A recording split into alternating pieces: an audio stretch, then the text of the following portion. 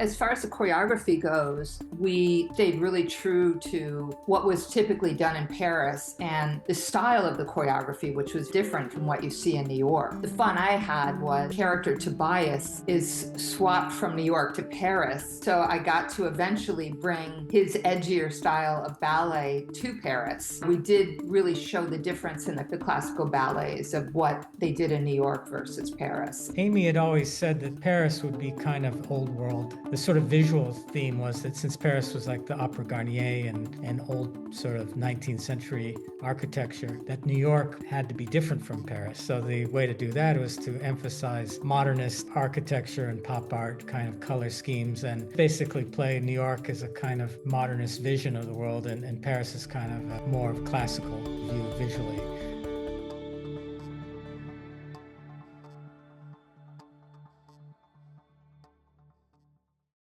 Hi, I am Chad Anderson, one of the hosts of Filmmaker U. At Filmmaker U, we create courses for film professionals to deepen and diversify their skill set. You can learn more on filmmakeru.com or follow us on Instagram at filmmaker_u. Every week, we are delighted to interview a vast array of film and TV professionals, and this week we are absolutely pleased to be joined by cinematographer David Mullen, whose work includes The Marvelous Mrs. Maisel and The Love Witch, and producer and choreographer Marguerite Derricks, whose work includes Westworld and Little Miss Sunshine. But both these fantastic people are here today to talk about Étoile, the ballet TV show. I've been watching episodes. It's amazing. I didn't realize I loved the ballet as much as I do. I've seen it once or twice in person, but to see it again, it is really a beautiful thing. I want to talk about some of the challenges that arise from doing such well choreographed dance routines and filming such well choreographed dance routines. I imagine that there's some coordination between the two of you, between, I guess, in a dance speak, who leads, how you coordinate the characters or the dancers moving in a set, in a location, versus how the camera moves to capture that and make sure you're not running into that. How is that coordinated on set? Choreography is obviously done in advance by Marguerite, working for weeks or with the dancers, and she's showing videos of this to Amy, our director, and Dan Palladino, and so they get all the approvals. And Amy might mention particular camera moves she wants to do around the dance, but for the most part, we follow what the dance is. The only thing I think on the day that Marguerite, then once we bring in the camera, she may find that she has to make an adjustment because the steady cam is over here when we're over and the dance is over here and we're missing this leap, or we can't hold everything in the frame, or things like that. So sometimes it's just a matter of adjusting people into the frame lines, or it's a matter of adjusting where a move happens so the camera doesn't, it sees it and doesn't run into a dancer. But it's sort of done on the day with when we actually have the camera up on stage. Before that, Marguerite sort of has free run of her imagination.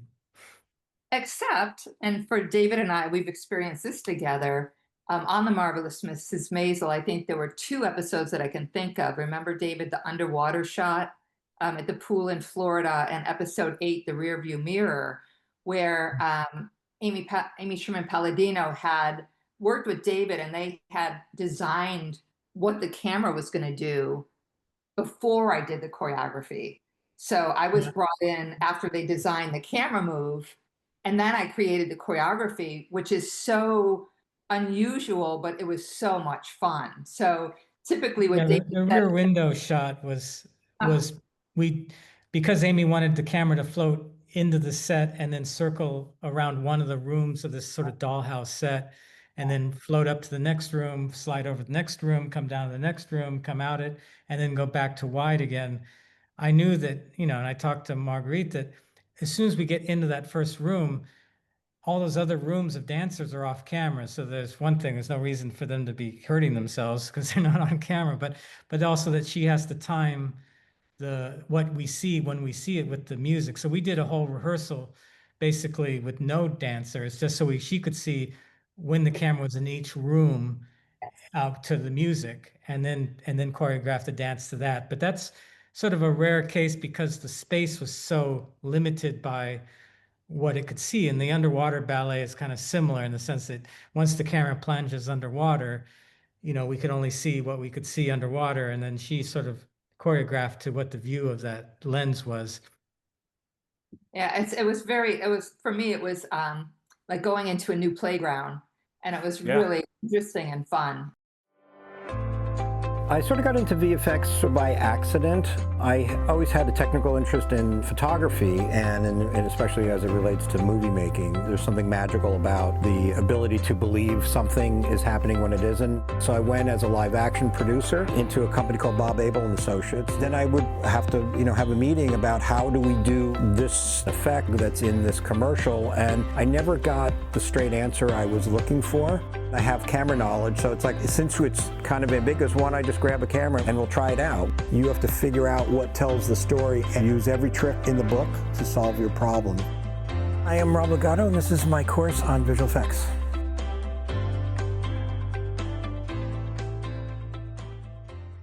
I have a small question. I was watching several episodes, and it didn't even occur to me at the beginning of it.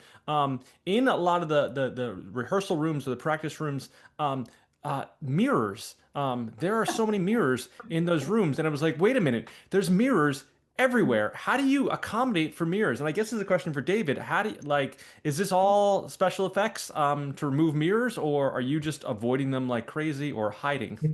It's 50-50.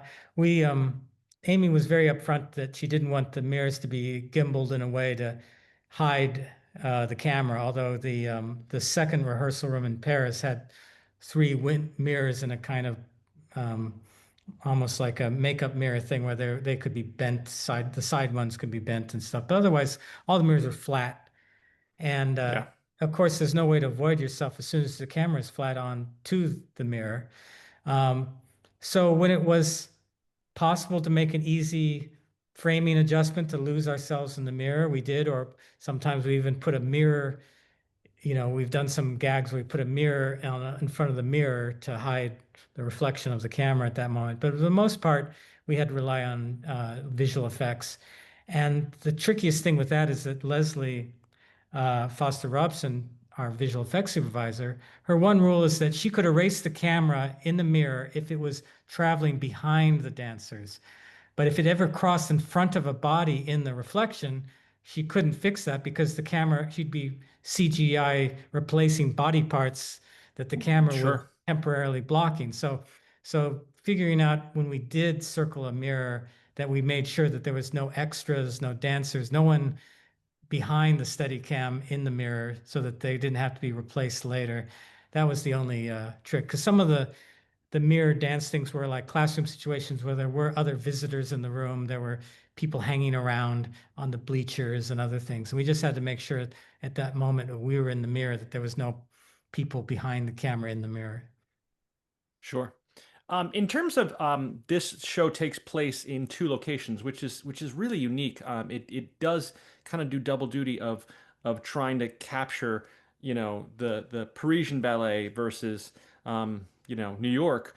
I imagine there's something that goes into both the cinematography, but also the dancing and the whole design of how it looks to establish that we're in Paris versus we're in New York. There were creative decisions that went into that. Can you talk a little bit about that?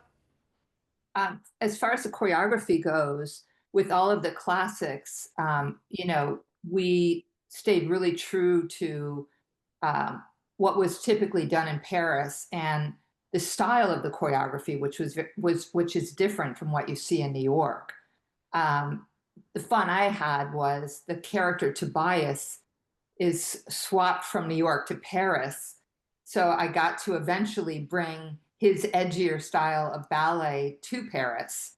But we did really show the difference more in the classics, like the classical ballets of what they did in New York versus Paris, and the style and the quality. Yeah, I David? think Amy had always said that Paris would be kind of old world, Yeah. even though Paris Ballet can be very innovative and avant-garde at times. The sort of visual theme was that since Paris was like the Opera Garnier and old sort of 19th century architecture, that New York had to be different from Paris. So the way to do that was to emphasize modernist architecture and pop art kind of color schemes, and just basically play New York as a kind of uh, modernist vision of the world, and Paris is kind of a more of classical view visually.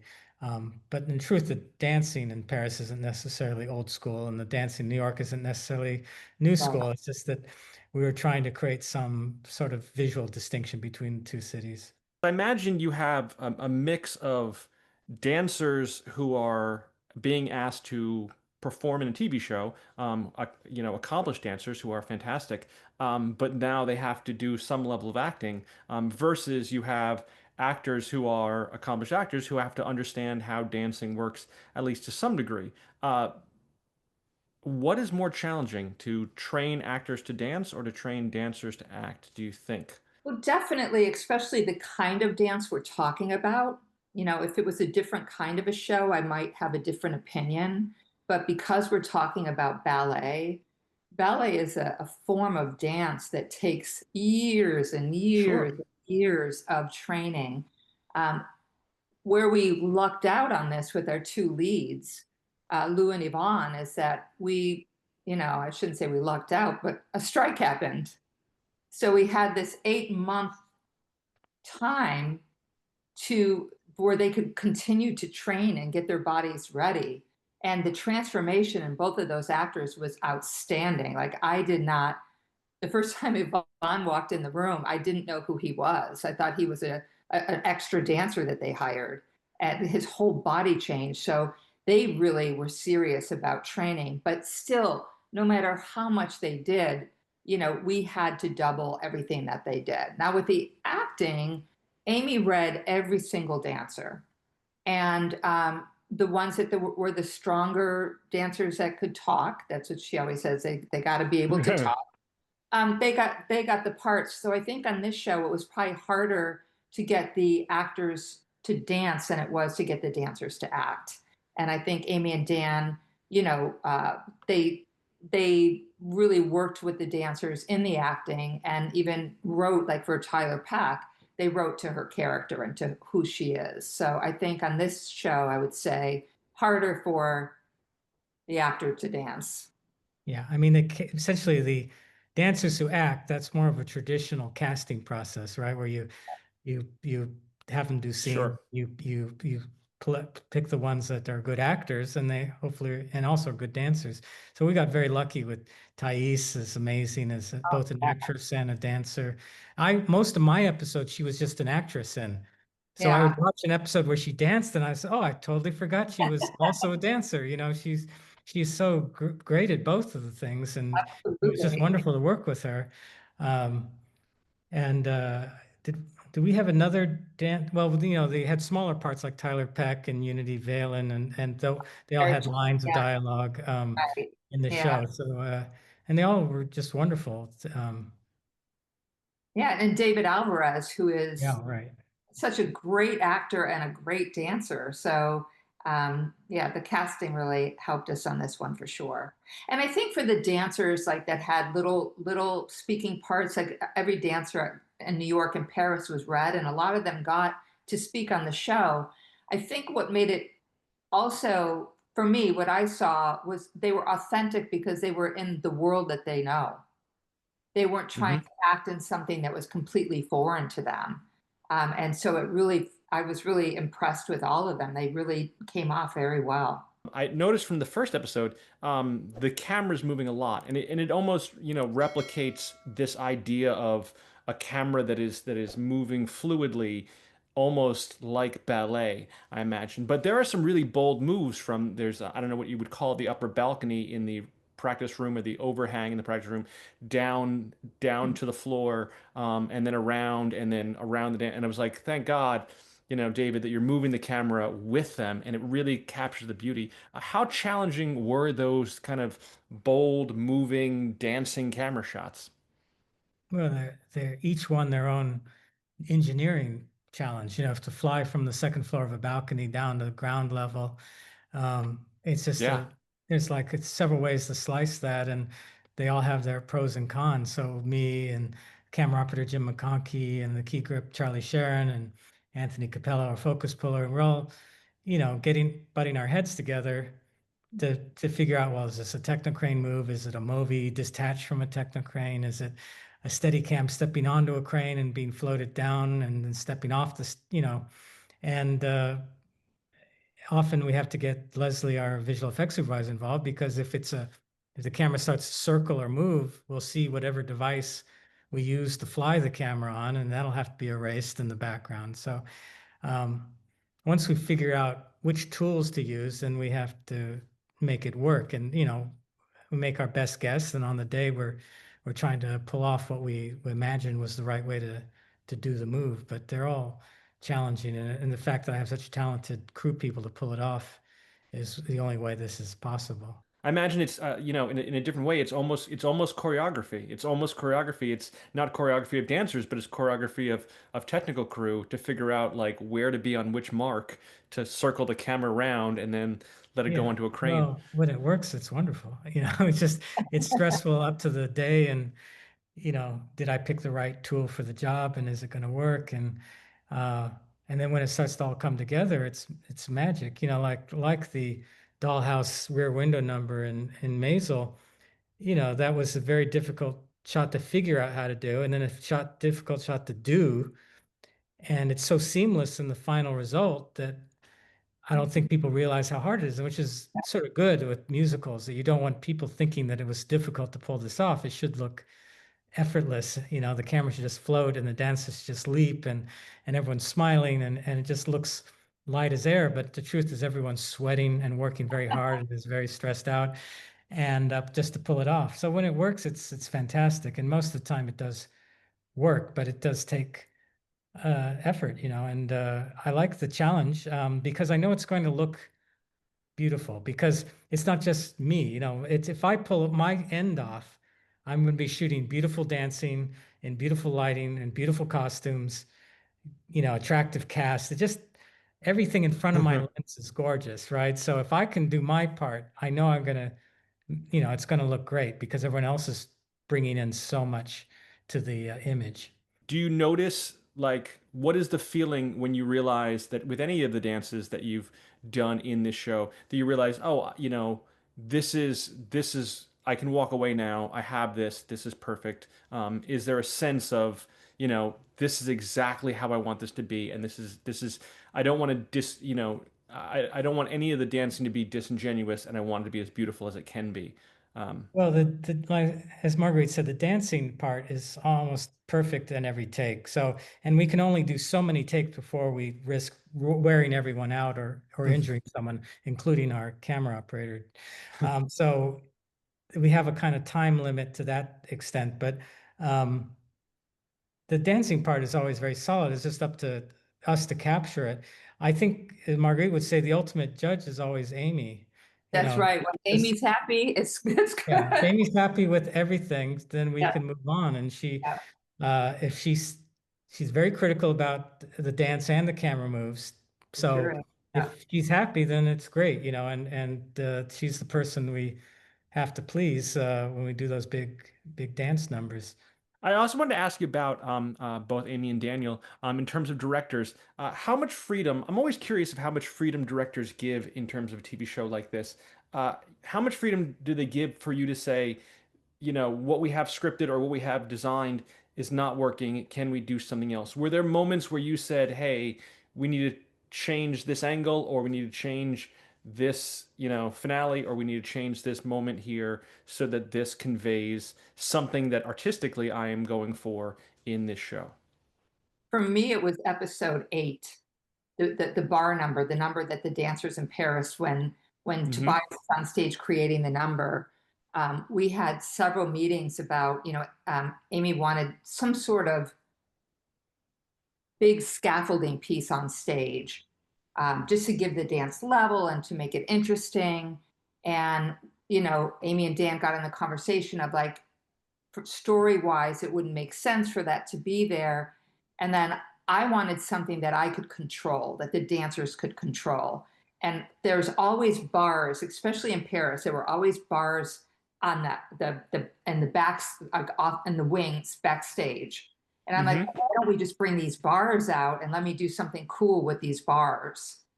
And I got a bar in New York. I had the prop guys built me the perfect bar, the perfect height, and I did a piece of choreography, a pas de deux on the bar, and I filmed it and I sent it to them. And I'm like, this is what I want to do.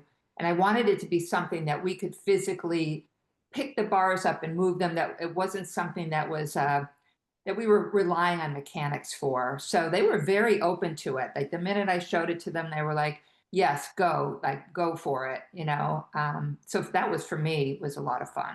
Yeah, in terms of me contributing something that wasn't indicated, the only thing that comes to mind is like there's a montage of dance pieces in the pilot episode #1 where they say, oh, the script just says, we cut to a dancer doing amazing leaps. We cut to a dancer doing, several twirls and pirouettes, and we cut to this. But that was about all that was described in the script because it was a montage. And it wasn't financially possible to like build an entire ballet set, for these flashes because they were just only on screen for 20 seconds or so. So they were kind of described as abstract. And so, I had this idea that each one should have a very strong color scheme so that they would pop when they showed up. So red, orange, blue. And I had suggested that the first one be against all this billowing red backlit smoke because I was thinking of American in Paris. There's a moment in the ballet where all the lights dim down and Gene Kelly and Leslie Corona silhouette against this big billowing cloud of backlit orange smoke. So that was something I suggested just because I felt not enough just to be in a black box theater with a spotlight. I felt like it needed to have some sort of thing going on to catch the eye, and that was my suggestion. But otherwise, it's mostly about they have a specific idea, but working it out on the mechanics of it, like the storm at sea sequence in the pilot where we meet Cheyenne on this boat at sea. I knew Amy would like to do it as a oneer, and we would run around this deck of this boat in a 360 degree. But the question was the first shot where we reveal her in this crash of waves on the prow of the boat. I kept saying that we push in and we reveal Cheyenne. Do we have to keep going? Do we have to fly onto the boat and then follow her for the rest of the scene? And because to do that would require a crane and disconnect and step off a rocking boat, which I couldn't figure out how to safely do. Like, how do we transfer from off a boat onto a boat that's being bounced around? And then Dan and Amy mentioned that their reference for this pushing on Cheyenne was Stagecoach, with a reveal of John Wayne, his first big up in Stagecoach, where it's a big push in when he whistles and calls the stagecoach. And a lot of people say that big push in made him a movie star. And so they said that was their inspiration. I said, well, that shot then lands in a close-up. It doesn't go anywhere after that. So I think that if we land on her close-up and we kept going, it would sort of deflate that moment. So I feel like we should then cut to a new angle, and then it could be the 1 or 360 degree Steadicam move, which made it doable because we could then fly out towards her on a techno crane with a zoom and zoom in on her, and then cut and then be on a Steadicam on the deck of the boat, follow the rest of the scene. So instead of a one-shot scene, it's a two-shot scene. So, but that was, discussion about trying to nail down exactly emotionally what they're trying to do with the camera, and then solve the problem for them. That's sort of, my job. Probably one of the smartest things I've ever done for my career. It gave me all the tools that I needed to be able to jump into a new career. Getting myself into a mindset, thinking like an editor, being around people that I can talk to on that level was really invaluable to me. A lot of the things that I learned from that class, I still think about. I loved the classroom. I loved the computer stations. We built a sense of community. And it also instills a lot of confidence in you to take that and go out into the world. After I took the class, I felt very prepared to take the next step. I owe Manhattan Workshop the career that I have right now. Things have been going great, and I really have the Manhattan Workshop to thank for that. Yeah, again, I keep revisiting this idea that it is, for the camera moves as well as for the dancing, there is a choreography there. There is a number of moving actors or moving players moving around a set trying to make all of this work in kind of this whirlwind of performance. That's true for non-dance scenes. We have plenty of dialogue scenes that move like a dance number. Early Yeah. on, the first season of Maisel, Amy started insisting that a certain percentage of our extras be dancers, because we had this big complicated number in a nightclub where we needed waiters to crisscross the frame and lead us from one thing to another thing. And we had to go several takes because the extra would cross in a beat late or a beat early, and it'd be mistimed with the dancing on stage. And so finally, Amy said, I need dancers playing the waiters. I need people who can land on at a tempo and hit a mark on a beat. And from that moment on, we always mixed in a certain number of dancers. And when we did that, Marguerite would show up and sort of choreograph the extra dancers, so that people shopping in a store or walking down a sidewalk or crisscrossing the frame would be choreographed, basically. I have one final question. This is a kind of a weird one. If it wasn't for choreography or even producing, and it wasn't for cinematography, I always curious about what people would do outside of their regular work life. If there was a change of job drastically, if there was another dream job, what do you want to be when you grow up? David, what would you do with your life? What would be your alternative career? Well, at this point, it's probably teaching teaching film. I've always been a film historian, a film geek, and so I think if I wasn't doing it, I'd be teaching it in a school somewhere. But I was originally a pre-med student in college, and I switched to Oh. filmmaking, but I don't think I would have pursued that. So I think teaching would have been my other job. Well, if you ever want to come to Jersey, I'm a college professor in Jersey who teaches film, so feel free. I'll throw you a class. Marguerite? I was going to say the same thing because I am an educator. I do teach. Even when I was in New York doing the show, every weekend I was teaching dance classes, either at Steps or Broadway dance. But if I can dream, I would be the owner of a football team. I love Wow. I love football. I love sports, and I would be involved. I'd be a very wealthy woman who owned a football team. But the LA Rams would be my team. You'd own the LA Rams. Yeah, that's a job. LA That's a Rams, job. and that Shoot would for the be stars. That's You yeah. dream much bigger than I do then. teacher, I teacher didn't think like, or owner of oh, the LA I'd Rams. like to be the richest man in the world. And, We're here with David Mullen and Marguerite Derricks, both here from Étoile, as well as a vast resume of other things and shows and films and TV that they've worked on. Thank you guys so much for being here and talking to me for this little bit of moment here. I really, really appreciate it. Great. That's Thank you. Thank you. That's going to be it for us this week. My name is Chad Anderson. You can check us out at filmmakeru.com or follow us on Instagram at filmmaker_u. I'm Chad Anderson. Thank you so much for watching.